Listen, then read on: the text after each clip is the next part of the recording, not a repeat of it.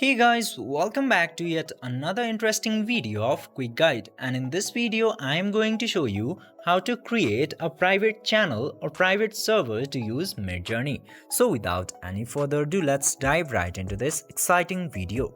Now, in order to create the private channel, you just simply have to open your Discord, and after that into this section you will get a lot of options. You just simply have to tap into this plus icon and then you will get the option of create my own. Just simply tap into create my own and then you will get the option of for me and my friends. Just simply tap into me and my friends and then you can name the server from here.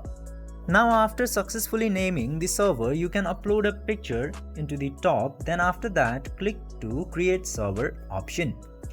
Now after clicking to create server, you can invite your friends into your server, but now I'm skipping this step.